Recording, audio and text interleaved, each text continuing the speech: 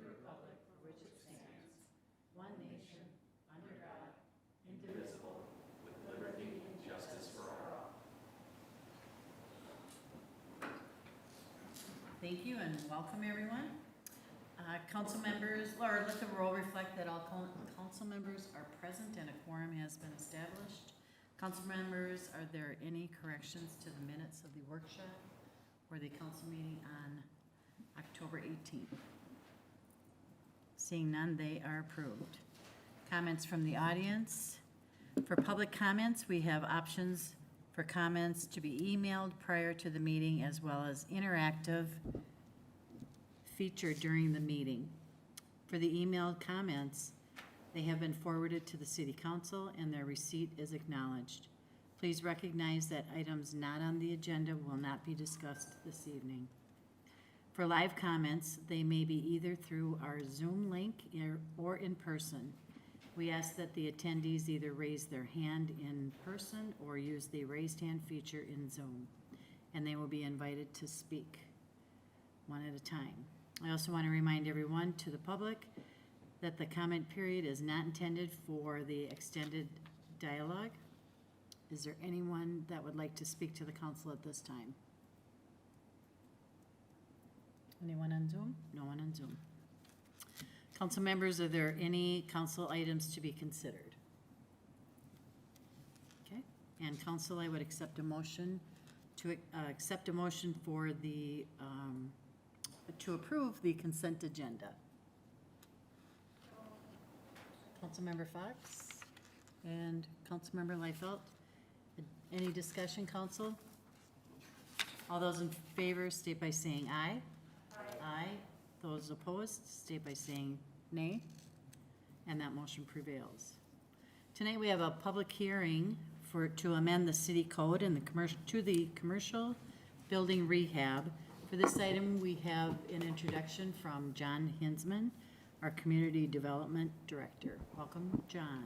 Thank you, Mayor, City Council members. Tonight, you're asked to hold a public hearing and consider second reading of an ordinance amendment to the city code. It's more of a cleanup of code information than anything new that's being presented. It deals with commercial building rehabilitation. Right now, within the code, we have the commercial building rehabilitation regulations in two separate places. One under the building code, one under the construction regulations, one under city policies. We don't need them in both places, so we're going to remove one of those. The other would be to change the definition of agency. There's references here to the HRA. HEDRA is now the agency that would be regulating this program, and there was an expiration date of 2011 within the program. We would remove that, and there would not be an expiration date for interest reduction assistance. Other than that, the language and intent of the code would be similar. So you can open up the public hearing at this time, or I can stand for any questions. Thank you. Okay. Thank you, John. At this time, I'll open the public hearing. Is there anyone that would like to speak to the public hearing at this time? Anyone like to speak for the public hearing at this time? No one on Zoom? Okay, at this point, I will close the public hearing. And John? And does additional discussion, council? Okay, then council, could I accept a motion to adopt the ordinance of City of Hastings repealing City Code Section 150.08, Commercial Building Rehabilitation Program? Councilmember Fox and Councilmember Vaughn. Additional discussion, council? All those in favor of the motion state by saying aye. Aye. Opposed to the motion state by saying nay. And that motion prevails. Thank you. Thanks, John.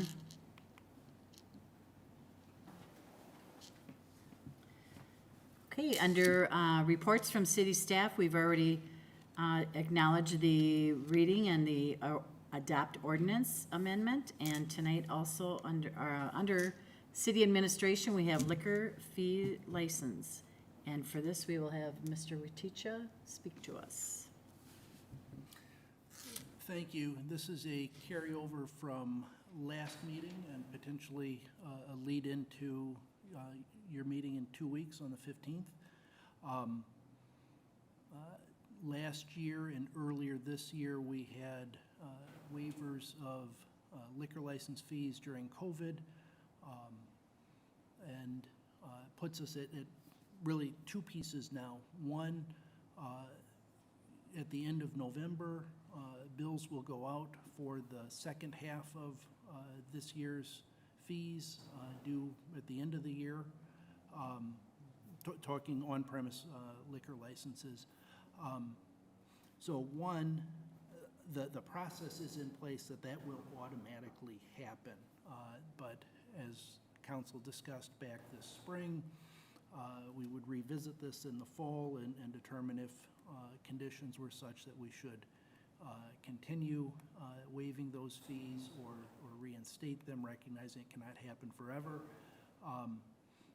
The other piece that's different now is the emergency declaration is off. So where previously council did those waivers with a single emergency ordinance, if there's a desire to waive those fees now, it would have to be two parts, a first reading, a second reading, as well as a public hearing in there.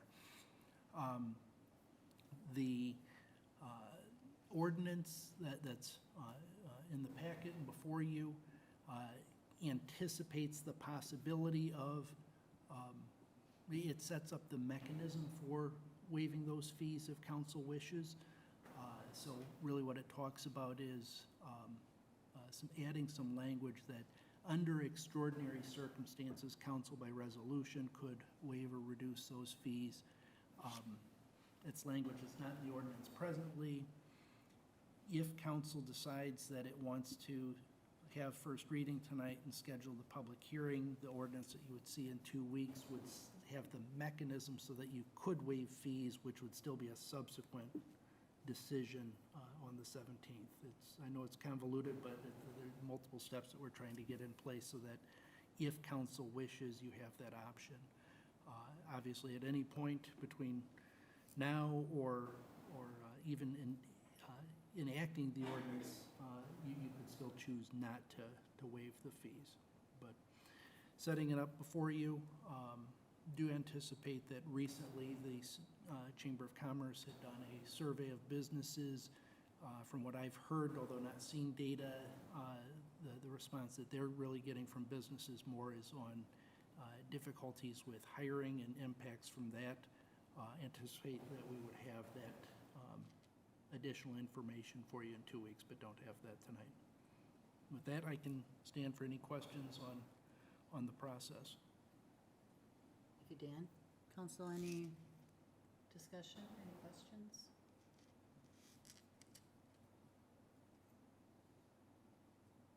Okay. No discussion? Okay. So, we have the public hearing now then?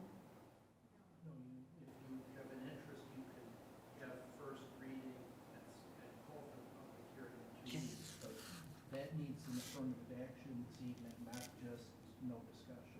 Okay.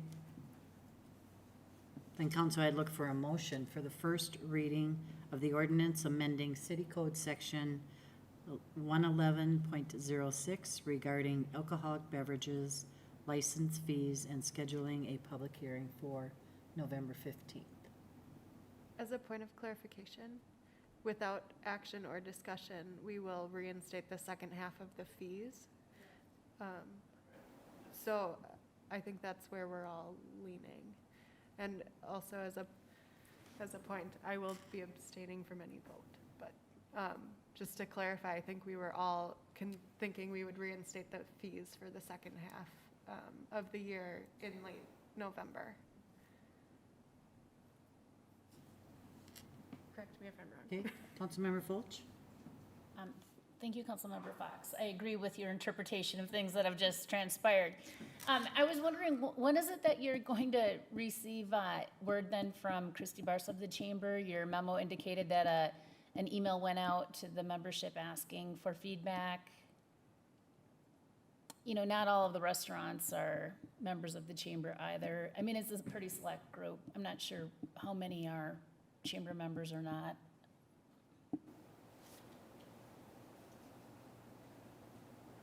Not specific to the question about liquor license fees, but coincidentally, in the recent past, the chamber did a survey of its membership asking, how are things going, what are issues, and just trying to have a pulse of the business community.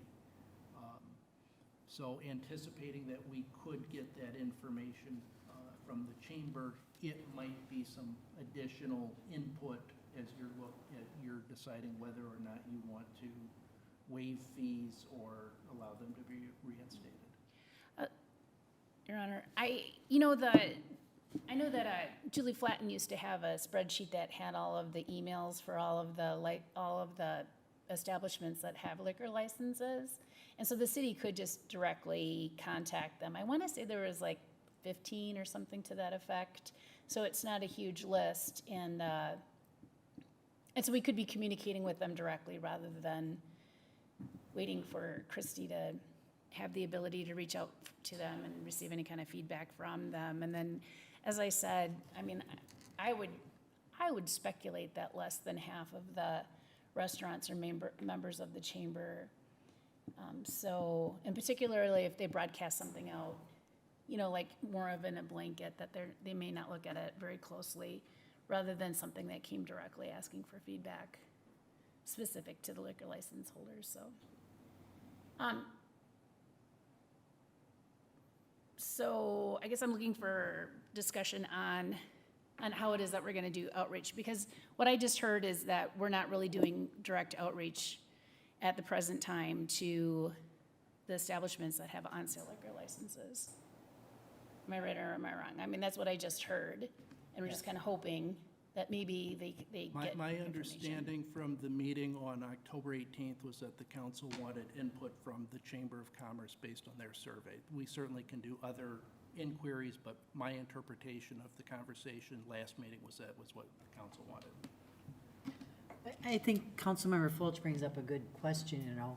I think the chamber only has so many bar restaurant owners. I guess I didn't really think of it that way, but, and I don't know if Christie has any additional information that she could give us for all, but maybe it is our part to maybe send something out for asking them how they're feeling or doing, or I don't know.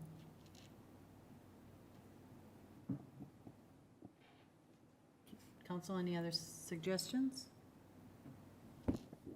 Your Honor, Councilmember Vaughn.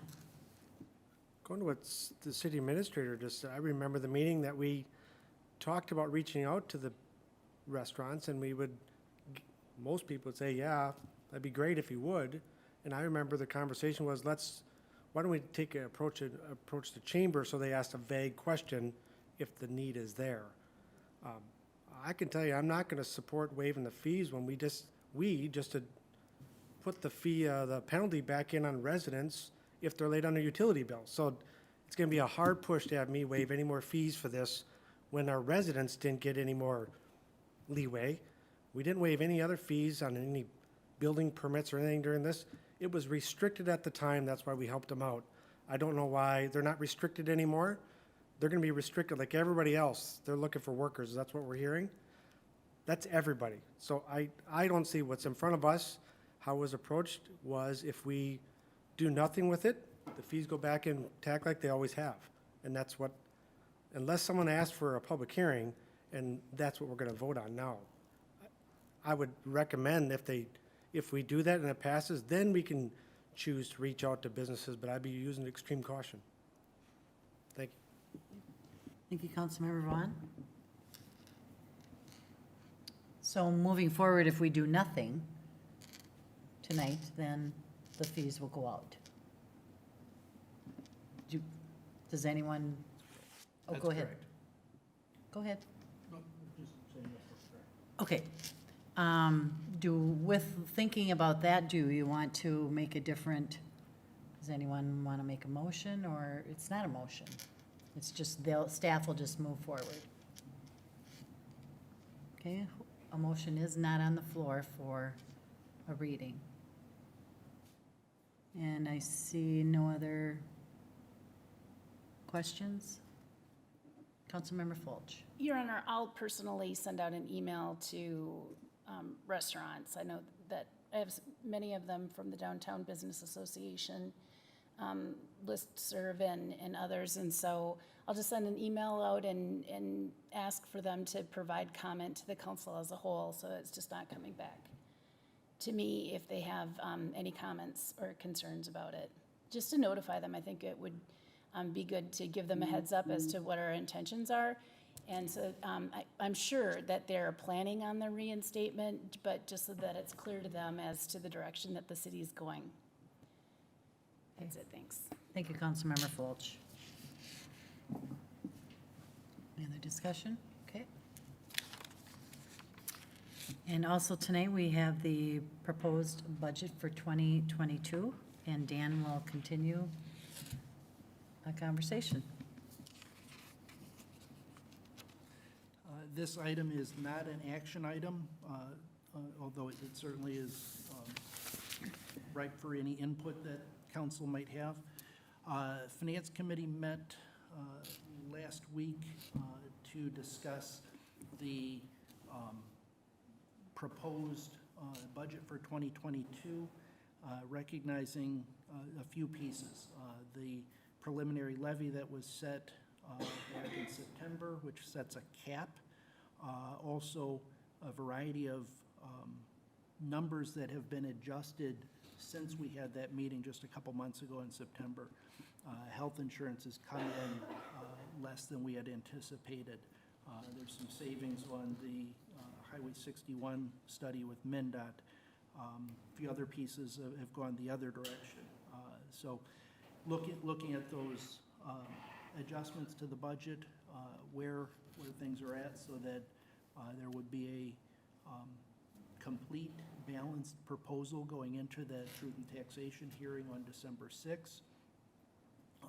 And as outlined in the memo, Finance Committee recommended several items to balance that out, increasing implementation for the compensation classification study, increasing funding for mill and overlay project, and it really is a matter of finish at a logical break point instead of in the middle of a street or the middle of somebody's address. Why'd you stop here? Well, the money ran out.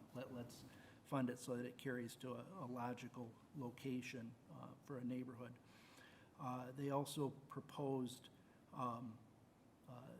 deferring to staff, management team on addressing some of the capital improvement projects that at this point had not been funded. So coming out of staff's discussion were some equipment for pressure washer to maintaining vehicles that get covered, plows that get covered in salt in the winter at the Public Works Department, repairing concrete out front of the fire department, potentially replacing a vehicle, but some that's really going to determine on availability of vehicles. But in total, these projects come out to a balanced budget that'll be the Truth and Taxation hearing on December 6th. They also, Finance Committee also discussed 3 other projects that are coming in or potentially coming in at greater expenses than we had anticipated. Number 1 being the painting of the water tower, which is essential for maintaining it.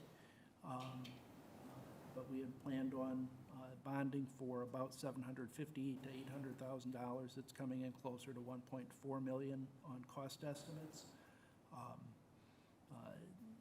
Really means bonding additional, and consequences of that would be later in 2022 renewing or reviewing our rate analysis that we had done with Ellers a couple of years ago and looking at impact on future water rates. Another significant project is the storage building for the Public Works Department.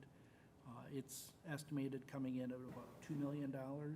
We have about $1 million of that, half of that available in cash. The other half would wind up needing to be some sort of debt issue.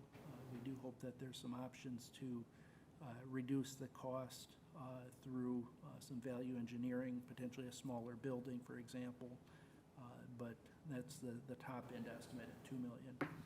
The other piece that had some discussion but left more as a contingency at this point is the City Hall dome and ventilation project. We have $2 million through the state bonding program last year. The estimates for that project range from 1.8 to 3.3 million. So it's possible it's covered, it's possible that it's short. And really a lot of that will be determined by the state, which gets to approve the scope of the project, and really the big piece to that range. One option, there are others, but one option would be that if need be, the ARPA funds, the American Rescue Plan Act funds, are sufficient that it could cover the top end of that range if we needed to just pay cash for it. It obviously limits other uses of that funding, but without having a cost estimate, having a range, not knowing if we need it or not, keeping that more as a contingency coverage makes sense. That's a quick overview of updates to the budget proposal. Certainly can stand for any questions, discussion you might have this evening.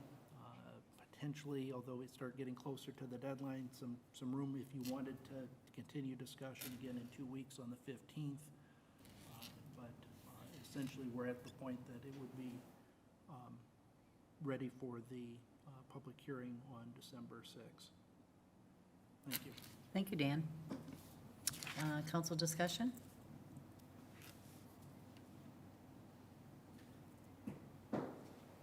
Okay. Council members, do you have any announcements? I have a few. Compost your public at our free pumpkin, or compost your pumpkin at our free pumpkin drop-off on Sunday, November 7th, from 3 to 8 at the Dakota County Maintenance Workshop.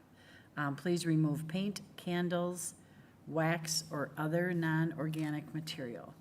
A concert to honor our veterans featuring our Hastings River Valley Band and special guests, the 204th Army Band, will play at 1 o'clock on Sunday, November 7th at the Hastings Middle School Auditorium. City offices will be closed on Thursday, November 11th in observance of Veterans Day. The Lowell Russell VFW Post 1210 will host this year's Veterans Day dinner and program on November 13th at the Dakota County, good Lord, November 13th on 2nd Street Depot. The guest speaker will be Dale Hovigan, Minnesota VFW Department Senior Vice Commander. Monday, November 8th is the Planning Commission. Tuesday, November 9th is Parks and Recs Commission at 7 p.m. Wednesday, November 10th is a HEDRA meeting at 6 p.m. And Monday, November 15th at 5:30, City Council has a Fire Department workshop, and 7 p.m. is our regular council meeting. And at this point, I would accept a motion to adjourn. Councilmember Leifeld, Councilmember Fulch, and all those in favor state by saying aye. Aye. Those opposed state by saying nay.